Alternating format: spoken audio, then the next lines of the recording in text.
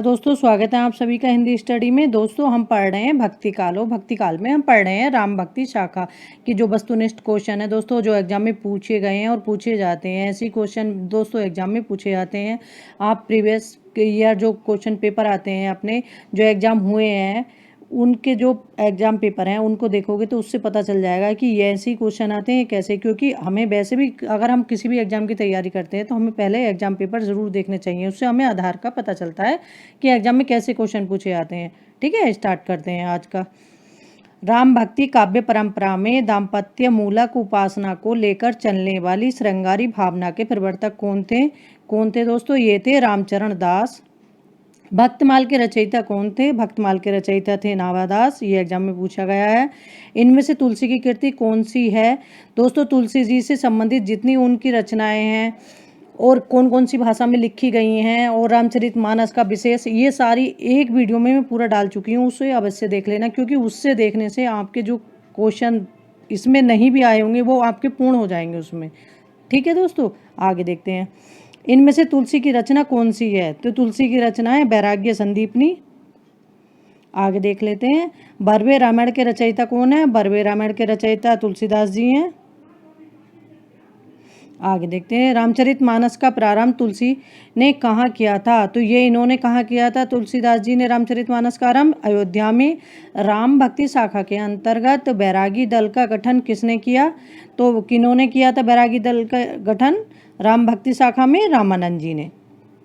तापसी शाखा का गठन किसने किया? द्वारिका दास ने। किन्होंने किया? द्वारिका दास ने। राम रक्षा स्रोत की रचना किसने की? रामानंद ने।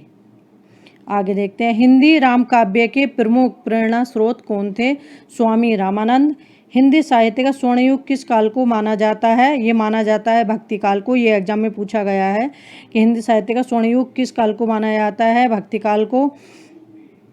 आगे देखते हैं। जानकी जी की सखी बनकर रचना करने वाले राम भक्त कवि का नाम बताइए। वो है अग्रदास। कौन है? अग्रदास। अग्रदास का पूछा गया था। तुलसी की मान्यताएं किस संप्रदाय से संबंधित हैं? तो तुलसी की मान्यताएं श्री संप्रदाय से संबंधित है। तुलसी की मुगल काल का सबसे बड़ा व्यक्ति किसने कहा है? ये स्मिथ ने कहा है। तुलसी को मुगल काल के सबसे बड़ा व्यक्ति किसने कहा है? ये स्मिथ ने कहा है। ये केबीएस में पूछा गया है। महात्मा बुद्ध के बाद भारत के सबसे बड़े लोकनायक तुलसीदास थे। यह कथन किस विद्वान का है? जॉर्ज ग्रेयर्सन का। ये कथन भी दोस्तों पूछा गया है टीजीटी में। प्रस्थान चतुष्टय में किस पुराण को शामिल किया जाता है? तो वो किया जाता है किस पुराण को? श्रीमद् भगवत पुराण को। आगे देखते हैं दोस्तों।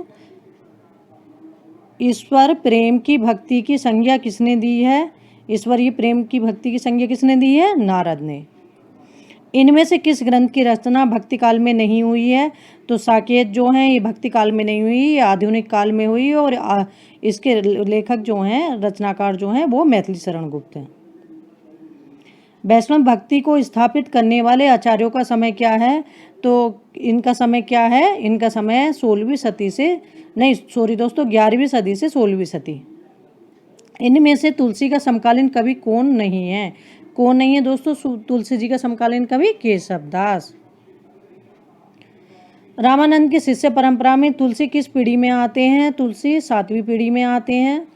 नामादास जी के गुरु का नाम क्या था? ये अग्रदास था। दोस्तों मैं गुरु शिष्य की एक वीडियो डाल चुकी हूँ, उसमें देख लेना, क्योंकि एग्जाम में गुरु शिष्य से संबंधित एक क्वेश्चन अवश्य आता है। ठीक है।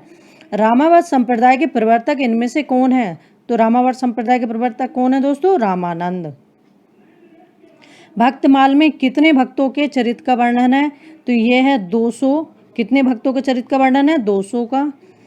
कली कुटिल जीव विस्तार हित वाल्मीकि तुलसी भयो पंक्ति किस कवि की है? ये पंक्ति किस कवि की है? नावादास जी की है। हनुमान नाटक के रचयिता इनमें से कौन है? तो हनुमान नाटक के रचयिता इनमें से दोस्तों है हृदय नाम। इसमें गलती क्या होती है, ये एग्जाम में दे देते कि हनुमान नाटक में जो विशेष पात्र हैं वो हनुमान है क्या है, तो इसमें हनुमान पे भी बच्चे लगा देते हैं। लेकिन ये हनुमान नाटक राम जी से संबंधित है, राम और सीता से संबंधित है हनुमान नाटक। ठीक है दोस्तों, और ये हृदय राम जी ने लिखा है। रामायण महानाटक के रचयिता का नाम बताइए। तो रामायण महानाटक के रचयिता हैं प्राणचंद चौहान, ये एलटी में पूछा गया था। प्रेम और श्रद्धा अर्थात पूज्य बुद्धि दोनों के मेल से भक्ति की निष्पत्ति होती है, ये कथन किस आलोचक का है? यह है दोस्तों आचार्य रामचंद्र शुक्ल जी का। तुलसी ने भक्ति को श्रद्धा प्रेम समन्वित रूप में सबके सामने रखा और धैर्य या सदाचार को उसका नित्य लक्षण निर्धारित किया, यह कथन किस ग्रंथ का है? यह है हिंदी साहित्य का इतिहास, और यह हिंदी साहित्य का इतिहास है रामचंद्र शुक्ल जी का। राम भक्ति शाखा में सखी भाव की उपासना पद्धति का प्रवर्तन किसने किया है? तो ये किसने किया है? जीवाराम जी ने। दोस्तों मैं सारे ऑप्शन इसीलिए नहीं बताती हूँ क्योंकि सारे ऑप्शन बताने से हमारा टाइम खराब होता है, तो मैं सोचती हूँ कि जो राइट आंसर है केवल वही बताते चलो, क्योंकि हमारे पास सीमित टाइम होता है, उसमें हमें पढ़ना भी है, अपनी बुक भी देखनी, तैयारी भी करनी है। और जो मैं पढ़ा रही हूँ दोस्तों, इसको अपना बुक, जो भी बुक हो तुम्हारे पास कोई भी हो, उसको भी साथ में पढ़ते चलो और इसको भी पढ़ते चलो, तो आपकी तैयारी बहुत अच्छी होगी। एक एक टॉपिक लेके अपना तैयारी करते चलेंगे, ठीक है। रामचरितमानस में तुलसी केवल कवि के रूप में ही नहीं, उपदेशक के रूप में भी सामने आते हैं, यह कथन किस विद्वान का है? ये रामचंद्र शुक्ल जी का है। निम्बार्क संप्रदाय के किस कवि ने रघुनाथ चरित की रचना की है? यह है परशुराम देव। राधा वल्लभ संप्रदाय के किस कवि ने रघुनाथ लीला नामक ग्रंथ लिखा है? तो यह है माधवदास। ध्यान मंजरी किस कवि की रचना है? ध्यान मंजरी अग्रदास की रचना है। इनमें से अग्रदास के गुरु कौन थे? तो अग्रदास के गुरु थे कृष्णदास पहेरी। ये कौन सी कृति ईश्वरदास की है? तो अंगद पैज ईश्वरदास की है। रामचरितमानस में केवल लोक और शास्त्र का ही समन्वय नहीं है, गार्ग स्वस्थ और वैराग्य का, भक्ति और ज्ञान का, भाषा और संस्कृति का, निर्गुण और सगुण का, पुराण और काव्य का, भाव आवेग और अनासक्त चिंतन का भी समन्वय है, यह कथन किस आलोचक का है? यह है आचार्य हजारी प्रसाद द्विवेदी जी का। आगे देखते हैं दोस्तों, नरहरि बापट की रचना का क्या नाम है? तो यह है पुरुष रामायण। कौन सी कृति लालदास की है? तो अवध विलास लालदास की रचना है।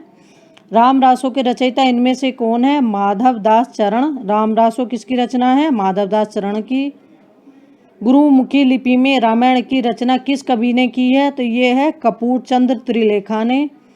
हरि तुम बहुत अनुग्रह कीना, यह पद इनमें से किस कवि का है? यह है तुलसीदास जी का। दोस्तों रामानंद के गुरु का नाम बताइए। तो रामानंद के गुरु का नाम है राघवानंद। अवध विलास की रचना कब हुई? तो अवध विलास की रचना हुई है दोस्तों 1643 ईस्वी में।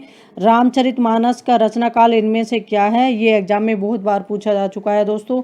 तो इसमें क्या दे रखा है देखो, 1574 ईस्वी और 1631 ईस्वी। और जबकि दोनों बच्चे देख लेते हैं तो इसमें ईस्वी का ध्यान नहीं करोगे तो 1631 भी सही है और 1574 भी सही है। तो वैसे जो इसका रचना काल है 1574, इसमें ऑप्शन सही है। 1631 विक्रम संवत, अगर इसमें विक्रम संवत होता तब ये सही होता। तो जो इसका 1631 है वो विक्रम संवत है और 1574 ईस्वी है। तो ईस्वी और विक्रम संवत का हमेशा ध्यान रखना क्योंकि इसमें हम गलती कर देते हैं। रामकथा से संबंधित किस ग्रंथ में छंदों की विविधता है? तो वो है रामचंद्रिका में। और रामस्वरूप चतुर्वेदी ने इन्हें छंदों को अजायब घर भी कहा है रामचंद्रिका को। आगे देखते हैं दोस्तों, भरत मिलाप के रचयिता का नाम बताइए। तो भरत मिलाप के रचयिता का नाम है ईश्वरदास। क्या नाम है? ईश्वरदास। जानकी मंगल किस भाषा में रचित काव्य ग्रंथ है? तो ये अवधी भाषा में है। इनमें से कौन सा ग्रंथ रीति निरूपक नहीं है? तो कवितावली। केशव दास का रीति निरूपक ग्रंथ इनमें से कौन सा है? तो यह है कविप्रिया। तुलसीदास इनमें से किस कवि के समकालीन थे? तो ये उपर्युक्त सभी रहीमदास, रसखान और नाभादास तीनों के। निम्नलिखित सूचियों को सुमेलित कीजिए। तो इसमें रामचरितमानस तो तुलसीदास जी की है, रामचंद्रिका केशवदास की है, अवध विलास लालदास की है और भरत मिलाप ईश्वरदास की है। यह सही कालक्रम अनुसार ईश्वरदास, तुलसीदास, केशवदास और नाभादास, ये नेट में पूछे जाते हैं कालक्रम अनुसार लगाने के लिए। निम्नलिखित कवियों को आरोही क्रम में व्यवस्थित कीजिए। तो ये हैं कबीरदास, दादू दयाल, मलुकदास और सुंदरदास। निम्नलिखित सूचियों को सम्मिलित कीजिए। तो ये सूची हैं हरडेवाड़ी, दादू दयाल की रचना है। जपू जी किनकी है? गुरु नानक की है। ज्ञान बोध किनकी है? मलुकदास की है। ज्ञान समुद्र है सुंदरदास की। ये चारों रचनाएं ऐसी हैं, हरडेवाड़ी, जपू जी, ज्ञान बोध और ज्ञान समुद्र। ज्ञान समुद्र तो लगभग बहुत सारे एग्जामों में ये पूछी जा चुकी है रचनाएं। ये रचनाएं बहुत इंपॉर्टेंट है दोस्तों। ठीक है दोस्तों, हम भक्ति काल के लगभग सभी वस्तुनिष्ठ क्वेश्चन पूरे कर चुके हैं और इसमें लगता है मुझे कुछ रह जाएंगे, तो जो एग्जाम में आए हैं और हमने नहीं किए हैं तो उन्हें एक वीडियो में अलग से बना के डाल दूंगी। थैंक यू दोस्तों मेरी वीडियो देखने के लिए। अगर आपको मेरी वीडियो अच्छी लगती है तो दोस्तों मेरे चैनल को सब्सक्राइब करना ना भूलें।